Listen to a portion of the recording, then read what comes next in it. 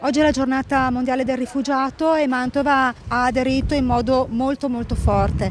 Questa iniziativa, che prevede una marcia non violenta attraverso il ponte di San Giorgio, passando per Piazza d'Arche e arrivando in Piazza Mantegna, vede la partecipazione di un sacco di soggetti, di cittadini singoli, di associazioni che man mano si sono aggiunte. Nasce come idea dello SPRAR assieme ai centri d'accoglienza che adesso a Mantova sono presenti e sono tanti, allargandosi poi man mano a tanti soggetti come ad esempio i sindacati, per ribadire che cosa? Che un diritto è un diritto e non è una cosa insindacabile. Un diritto per sua natura è un diritto e non si può trattare.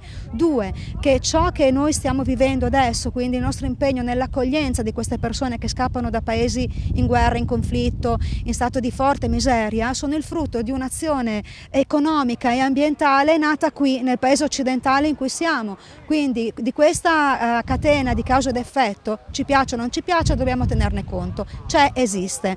È importante oggi esserci. Questo è quello che vogliamo ribadire. Partecipiamo volentieri a questa attività e a questa azione per rimarcare la presenza dell'accoglienza che il territorio di Mantova e di tutta la sua provincia si sta adoperando da ormai diverso tempo. Io rappresento il sistema SPRAR di accoglienza dei richiedenti e rifugiati, dove a Mantova ci sono di fatto due canali, il canale dell'accoglienza SPRAR e l'accoglienza straordinaria. In tutto su Mantova abbiamo circa un 300-350 presenze nel territorio provinciale e provengono da situazioni di guerra come la Siria, l'Etiopia, il Mali e tanti altri paesi.